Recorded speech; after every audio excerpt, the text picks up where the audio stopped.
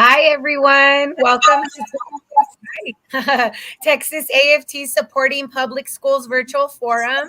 I'm Veronica Reese. I'm an educator and vice president of COPE of the Socorro American Federation of Teachers. This evening, we're proud to host two Texas AFT endorsed candidates. Candidate for State Board of Education, District 1, Laura Marquez, Hi. and candidate for re-election to the Texas House of Representatives, District 75, Dr. Mary González. Yay! Throughout the evening, we'll be having a conversation about the issues affecting public schools each day. We'll discuss how each candidate plans to help improve our community schools, support our school employees, and better the educational experience of students throughout the state. All right, welcome everybody. Thank you again for being here. I'm Veronica Hernandez, president of Socorro AFT, and I'd like to welcome our two candidates here today, Laura Marquez for School Board of Education District 1, and Dr. Representative Mary Gonzalez. And I'd like to take a few minutes to have them each introduce themselves, and I'd like to start off with you, Ms. Marquez, if you don't mind. Yes. Thank you very much for offering this opportunity to just have a platform to speak to your members and be in a space with you. I'm really glad to be here. And I just really want to thank AFT2 for supporting one of my very important parts of my platform, which is accessibility and inclusion by having ASL interpretation on today. So thank you, Dario, for being present today and helping make this event accessible. It's very important, so I appreciate that. Again, my name is Laura Marquez. I'm running for State Board of Education, District 1. I am born and raised here in El Paso. I attended Isleta Public Schools here in El Paso. My kiddos attend the same schools that in the neighborhood where I grew up, and eventually we hope that they will attend the same high school, Eastwood High School, and be future troopers, just like my husband and I. I am a product of, very hardworking family. My mom and dad are both retirees from state positions. My mom worked for 25 years with the Department of Protective and Regulatory Services, and my father worked for 20 years in facility services at the University of Texas at El Paso. My sister is a career educator of 20 years and a former teacher of the year, which is a very point of pride for our family. So as you can see, we are all very service-minded. I myself have a background in social work, but I was also a paraprofessional educator for 7 years in I work with kids from K through ninth grade. So that is where a lot of my experience comes from in this arena. A lot of the work that I did in the time that I was a paraprofessional working with students with disabilities really is, I can say unequivocally, the foundation for what I'm doing today in my work in community-based nonprofit and my work in community advocacy. I'm really just super honored and excited to be endorsed by Texas AFT and Socorro AFT and to be here with you all today. So thank you, and I'll pass it back. Thank you. Thank you very much, Laura. Dr. Gonzalez, of course, I know you already, but I want everybody to hear the great advocate that you are. Please introduce yourself to us.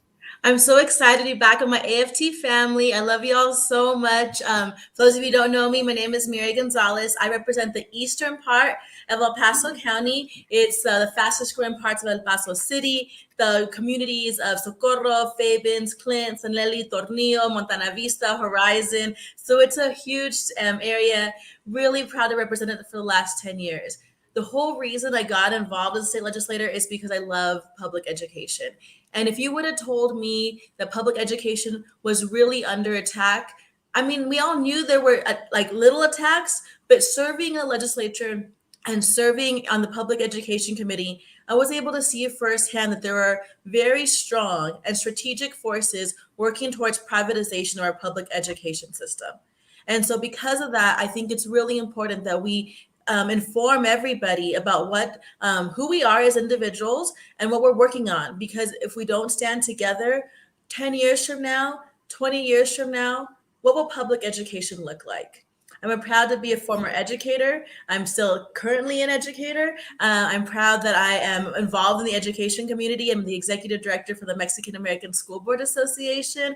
I'm just really trying to use all of my energy to make sure that we are taking care of the next generation, just like all y'all who are watching this Zoom, this live feed, and everybody at the AFT family. I'm really excited that I'm doing this with Laura. I think Laura is an amazing, amazing human being. And right now, more than ever, we need strong candidates in the SBOE. So thank you all for having me tonight.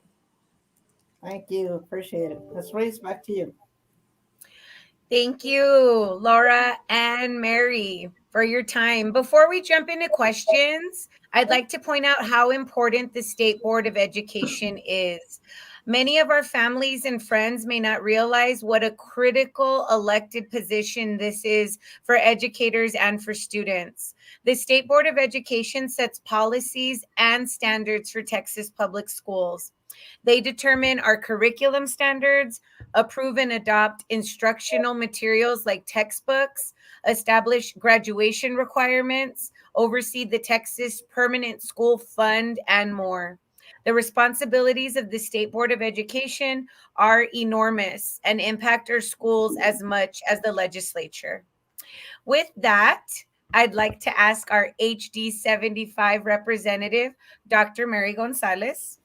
With your legislative experience in Austin, what do you believe our next State Board of Education representative challenges will be, and how will you address those challenges in the legislature once reelected? Like I mentioned in my opening, now more than ever, the position of SBOE is extremely important. And what's really concerning, and it's kind of set up this way, is if you ask anybody, like even if I ask my dad, who's very, and I love my dad, not hating on my dad.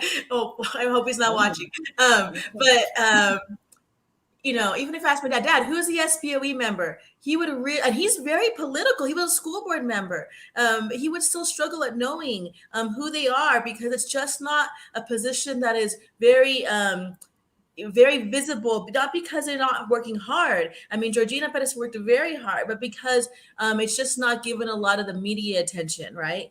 But that's why, because it's not given a lot of media attention, sometimes very serious issues are addressed there and the public doesn't get as much input. So I'll give an example.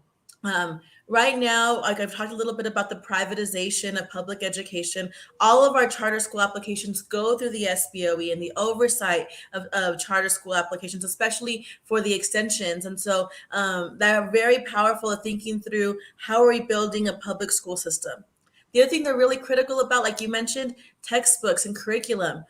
The legislature decided that we were going to overtake the role of the SBOE when we advanced the anti-critical race theory legislation. That technically isn't our job, if I'm brutally honest. It is a job of the SBOE. So now we're in conflict, and I think now more than ever, the SBOE needs to stand up and say, we're the body granted the power of talking about what's happening in our classrooms and what's taught in our classrooms.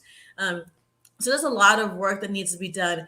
But for what I would do as a legislator is making sure that we are really giving back the power to the SBOE, also being very critical of the SBOE when it decides to do potentially dangerous decisions like appointments that are more right-leaning with the political ideology. And so it's a huge job, but working together with the SBOE member and the state legislators is really critical. Awesome. Thank you. Absolutely. Going off of that, Ms. Marquez, building off of what Ms. Dr. Mary González just said, what kind of plans or ideas do you have to combat the classroom censorship of our attack on our educators, referring to the false narrative and approach that is being around critical race theory right now? And how will you approach your work on updating the TEKS and the legislative just passed recently on social studies? So first of all, it's such an honor to be here and be able to call Representative Dr. Mary González a colleague, someone who is a mentor to me, but who studied her entire graduate career and whose focus was in critical race theory. And the key word being there is her graduate studies. And so this false narrative, as you mentioned, Veronica, of critical race theory is really been a tool for division, a tool for creating two very polarized sides of an issue that shouldn't and isn't even really an issue. What we're trying to do here is what, with this divisiveness, is squash progress when they talk about anti-CRT and things of that nature. So one of the things on the SBOE, if I had the honor to serve, would be to continue partnering with our legislative champions who are practiced and know what this is, and to try to repeal possibly SB3, advocate for legislature that supports more socially and culturally relevant curriculum. Like for instance, in as an example of kind of that past partnership, with this last legislative session with Representative Gonzalez, she introduced HB 828, which would have added disability studies as part of the K-8 social studies instruction, and then also establish an elective course in high school.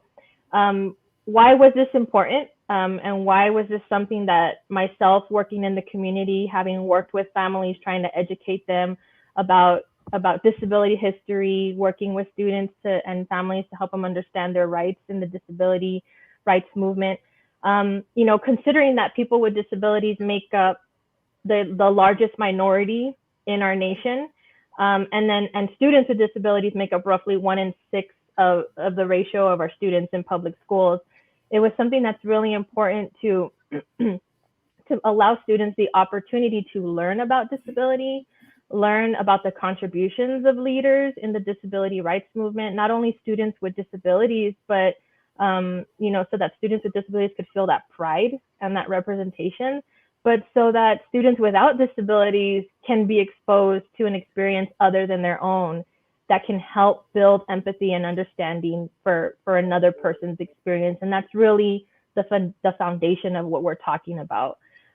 So that's something that was important in kind of trying to promote that kind of inclusion.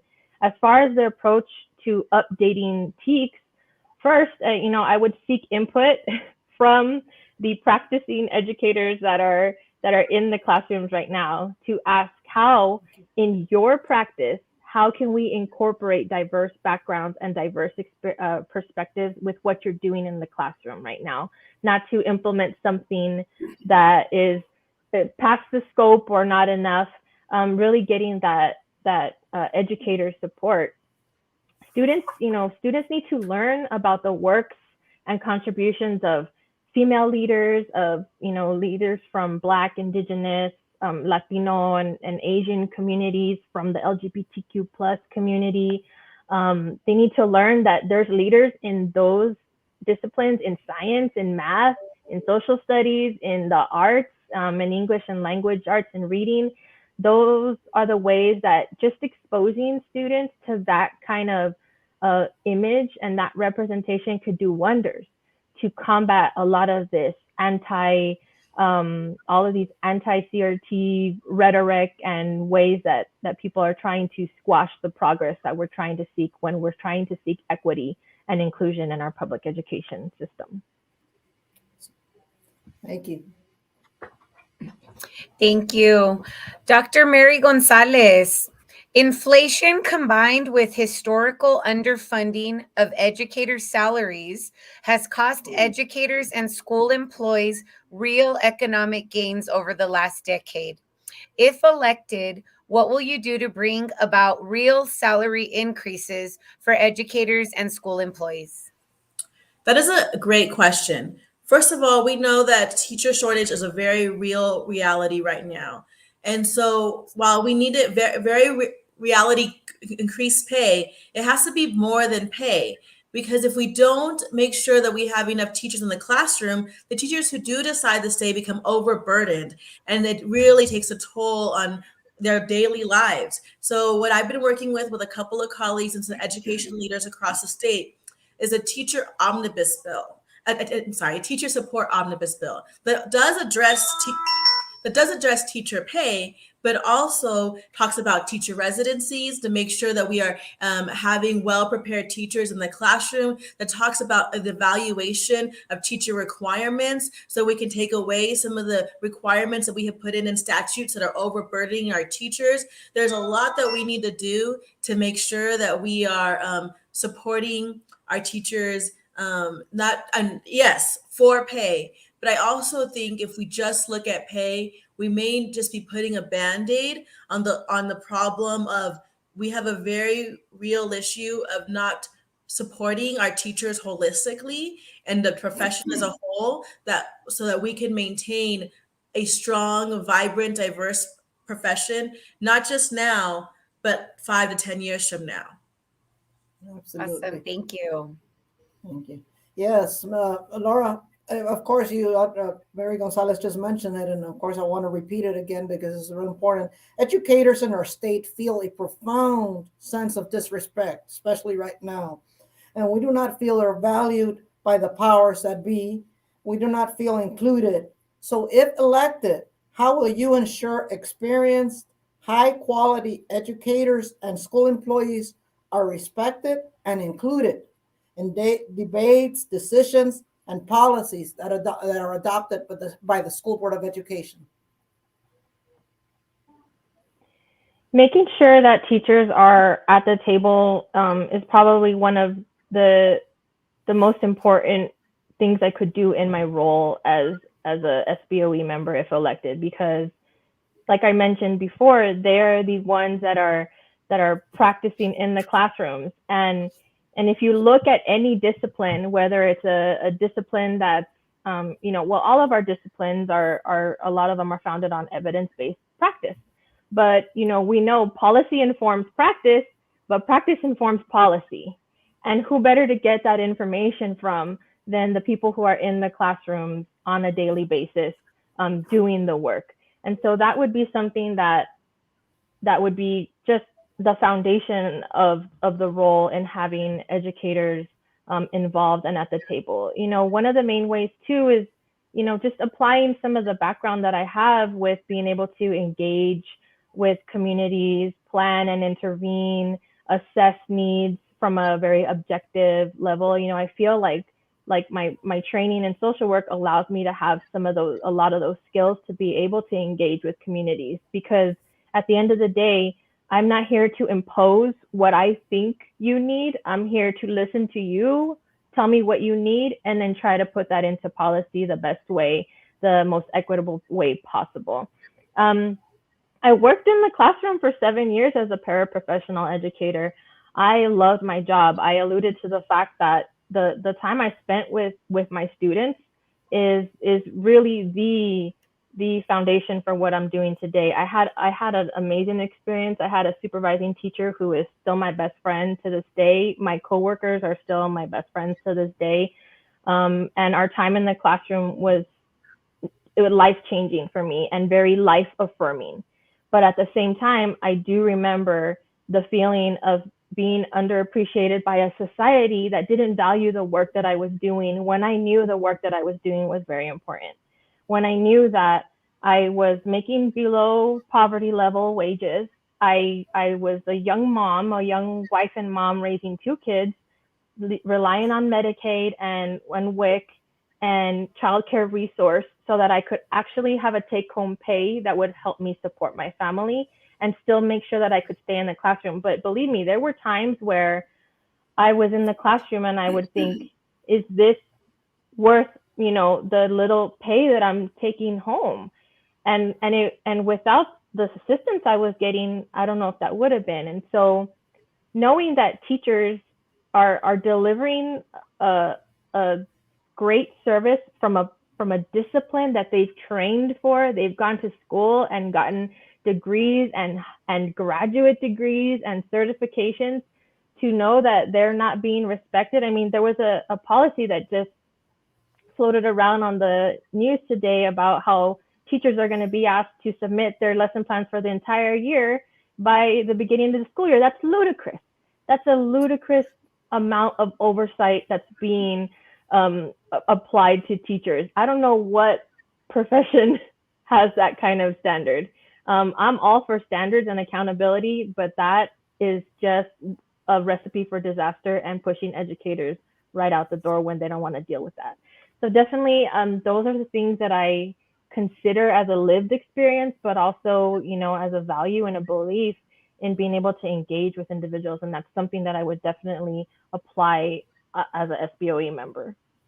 Love it. Thank you. Thank you. Dr. Mary González, what do you think about the debate over mask mandates for educators and students on public school campuses?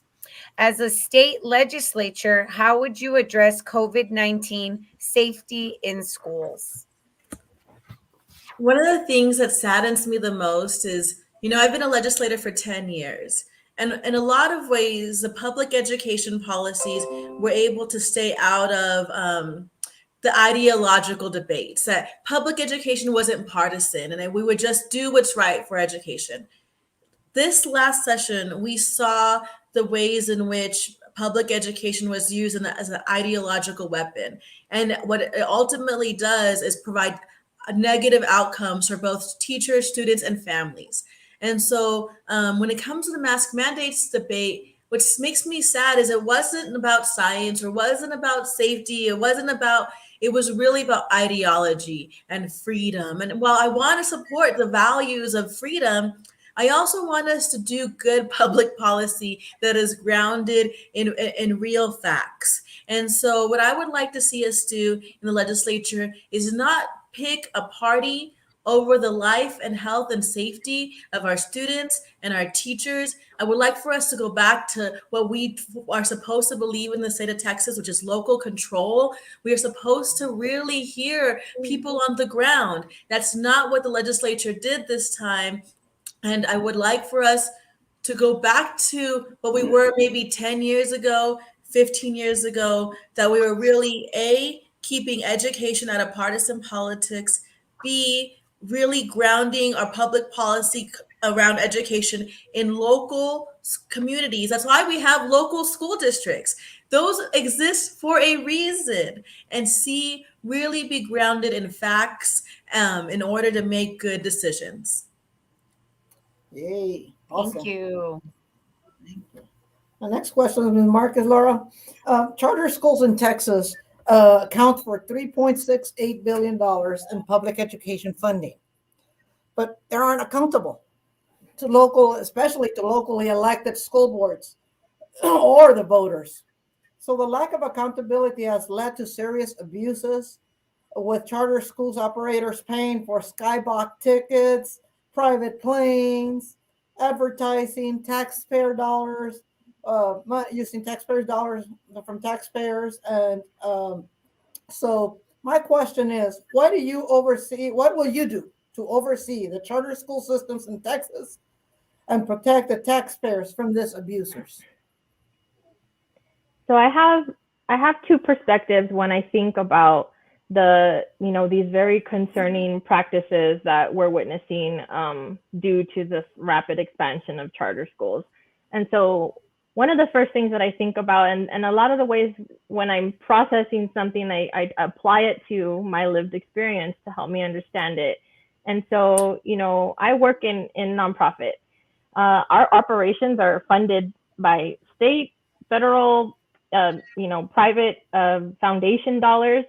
And, being good financial stewards of those funds that are entrusted to us and having good governance and reporting practices and transparency is a must. It's required, or else we risk losing all the funding and not being able to provide the services.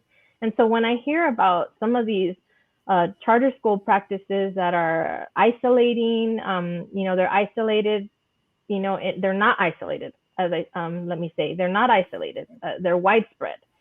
And so that concerns me as a parent, as someone who, tries to hold themselves to high ethical standards, and as a public education advocate.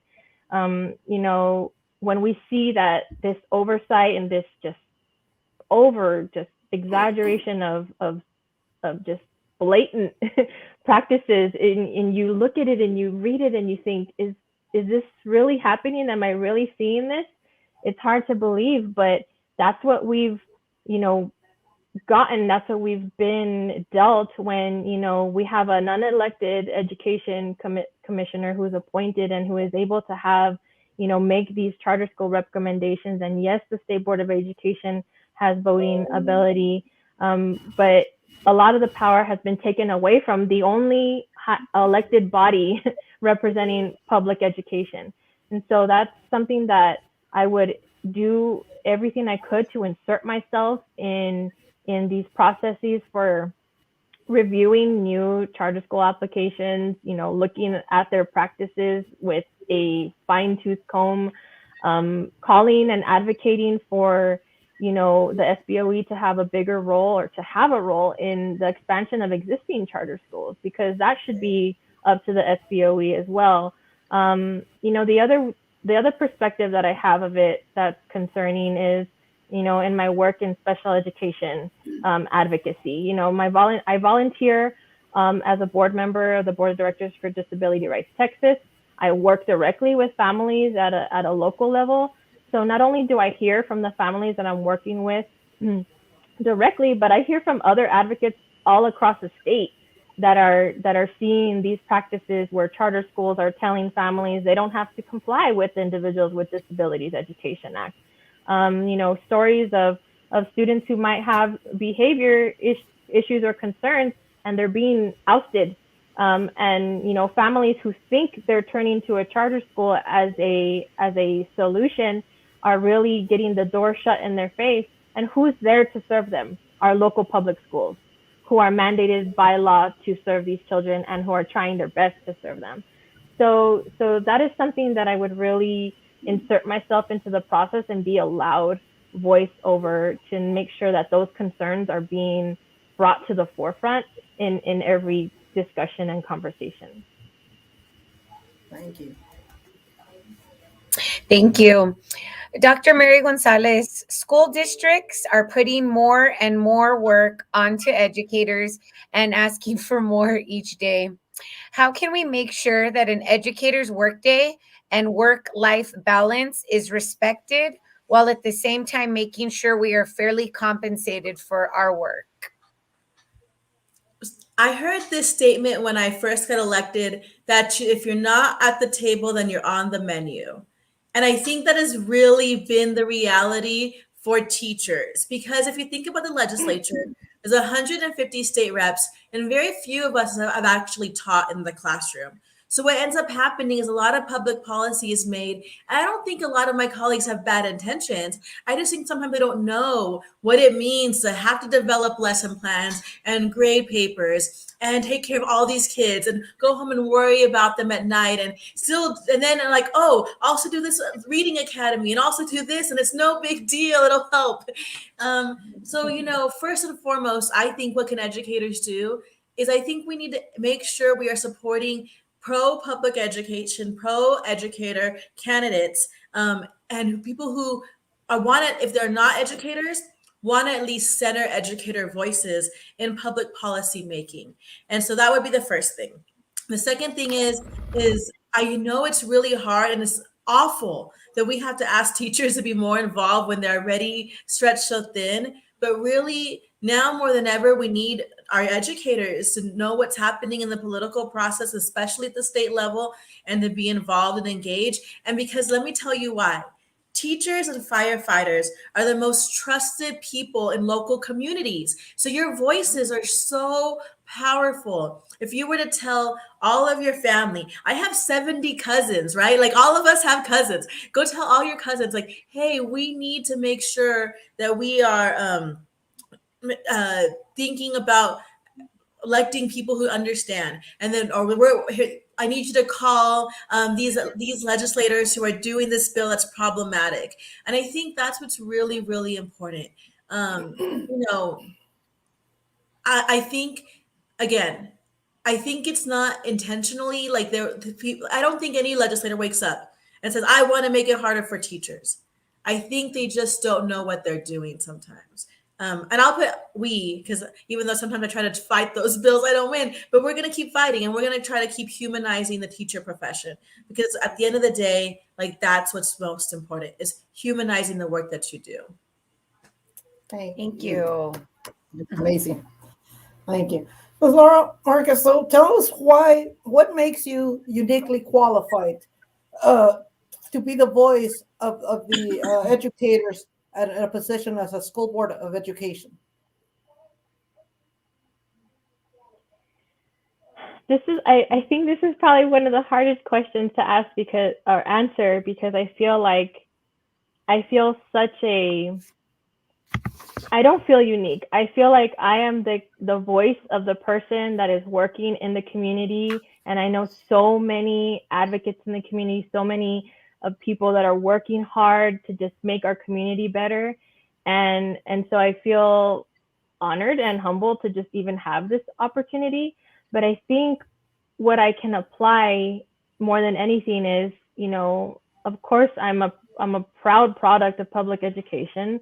I have children in public schools, but I have the background of working in the public school, and I have the background of working in the community, advocating, for education, advocating for early childhood, access to resources. And so I feel like that gives me a real holistic and system level understanding of what the needs are and the most pressing issues that are facing our Texas education system.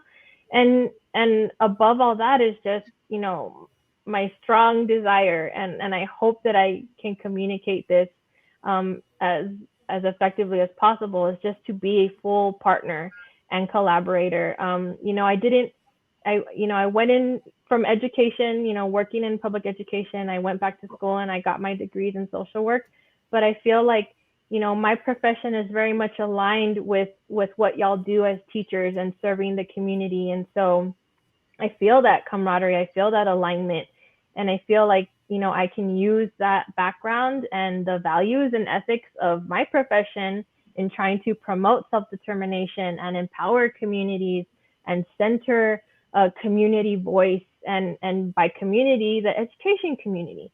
And so that's always where I will come to this experience. That's where I will come to this space in, as someone who wants to elevate those voices and be that, pulpit. I always say, working with kids with disabilities and, sometimes with different communication needs, I used to hear this term a lot, the voice of the voiceless. And in advocacy, I really don't believe that anybody is voiceless. I feel like if you're a true advocate, you're not the voice of the voiceless. You're the person holding the megaphone. So the person that needs to say something is being heard. And so that's really how I operate in my work in the community and my volunteer work in advocacy, and how I would operate if, I had the opportunity to be elected to this position. That's awesome. Thank you so much.